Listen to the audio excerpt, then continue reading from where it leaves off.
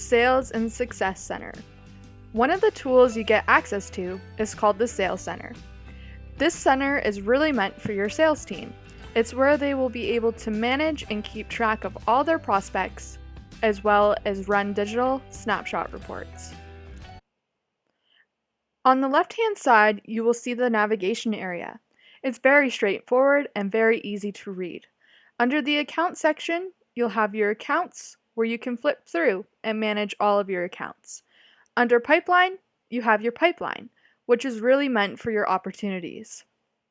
And lastly, there's a little mini task area that you or anyone on your staff can have access to use if you have any sort of tasks you want to manage for your customers.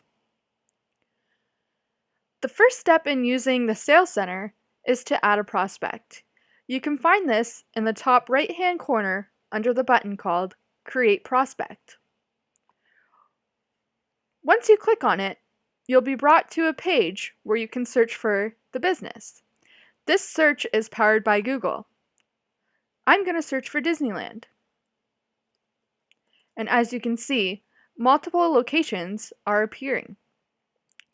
If you're searching for a business and you're finding that you're not getting any search results, it's either because they simply don't have a Google My Business page, or their business is listed as a service only. If that's the case, what you will do is you'll click off of here and go to Skip to Account Creation. From there, you'll be able to type in their business information manually. All you need is their business name, category, website, and phone number, as well as country. There is an option below to fill out their full business profile, but this is not required in order to create a snapshot report. Once you're done typing in this information, you'll hit on to the Create Account button. Once you hit Create Account, you'll go back to Accounts and hit Manage. And you'll see your prospect appear here. Now, in order for you to create a snapshot report, you'll have to click on one of your prospects that you would like to create the report for. I'm going to click on Disneyland Park. And once you click on it, you'll see that you have multiple options. There is the little CRM activity over here. You can also go in and log your calls and emails. You're also able to add in any opportunities and your own little notes. But the main area you'll mostly be using is under Reports. On my screen, it's showing that there's a snapshot report available and ready to view. But on your screen, it's going to ask you to create the report. So you'll simply hit Create the Snapshot Report button and be able to generate a report from there. Typically, it takes about 45 minutes until all the data gets added. But once you refresh the page, you will now see all the results on the snapshot report are available. We also have a View Snapshot Listing Scan located below the snapshot report. Now, this is usually only for businesses that are located in the USA with a local USA address, just because the United States has more third-party data to gather. You will see this report appear for some Canadian companies as well. So when you run a snapshot report, this is what it looks like. Right now you're in customization mode, so you will be able to customize this to determine what you want to showcase to your customers.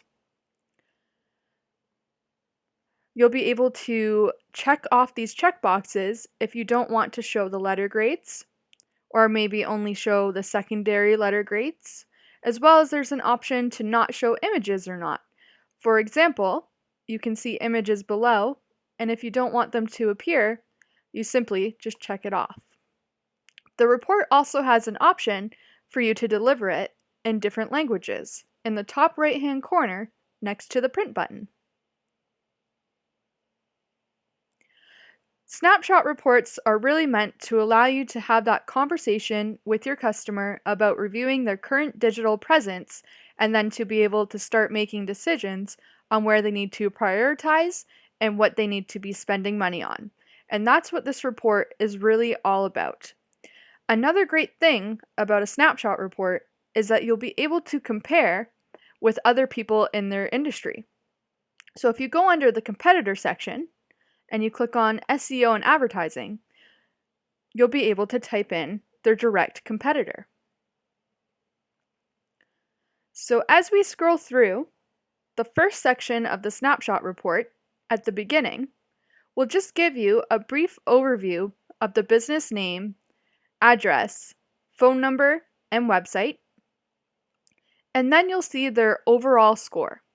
So this score is based out of 100%, and on my screen you can see Disneyland has a 54%. And if you're ever curious about how this score is being calculated, there's a little information button here, and if you click on it, it will tell you how these scores are being calculated. As you keep going through the report, the first section you may see is going to be listings. So this is how they are appearing on local directories. So if they are a local business with a physical presence, then it's important to have all of their correct information and to be listed. You can see that Disneyland was found on a total of 44 directories, but they are missing from 70. So there's definitely some room for growth for Disneyland. You can see that they are on Google and they are on Facebook and Twitter, which are top social accounts as well. And then you'll get a little listing accuracy section where you can see that their phone number was incorrect 11 times on some directories. The same information is available for reviews, as well as social, and website. Now you'll see that Disneyland has a letter grade of F for website, and from a website standpoint, it's not looking at how good your website is. It's looking at page feed insights, which is a direct Google measurement for your organic rankings. So here it says Disneyland has 28 errors that they need to fix. These errors are related to speed, and if you are ever interested in fixing them, there's a little icon down here, information icon, where you can simply hit on Learn More, and it will tell you exactly what you need to do to fix these errors. The same information is available for desktop and mobile. And as you scroll down, the same type of information is available for advertising and SEO. Now, when you're ready to send this report off to your prospect, you're going to scroll all the way back up to the top. And there's going to be a couple different ways that you can send this report. You can either click on this button, and there'll be a form you will fill out in order to email the report, or you can click on the View Report button, and it will open it up in a different URL, and you'll be able to copy and paste this into any email or however you want to send it. There will also be the print button up here, and once you hit on the print button, you can either print it off or there'll be an option to download as a PDF. Now, however as much or little you use the sales center is completely up to you, but we for sure find that this definitely helps when you're having conversations with local businesses. So that's everything to do with the snapshot report. And if you recall earlier, throughout this tutorial, I mentioned that you can get a view snapshot listing scan. So I'm going to open that up and show you what that looks like. So you can see Disneyland has a score of 76%. This is to do with all of their directories that they are on. You can see that their listing appears correct. Some things they have errors on, and they're not found on certain directories. For SEO, it's super important that you have the same name across all the different directories because Google is looking at what's called a NAP citation, which stands for name, address, and phone number.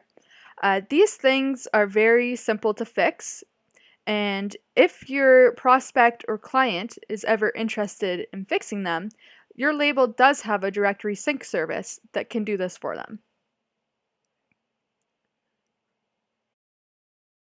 So that's the Sales and Success Center. If you have any difficulties or any questions, please visit support.yourlabel.ca or contact your dedicated account manager.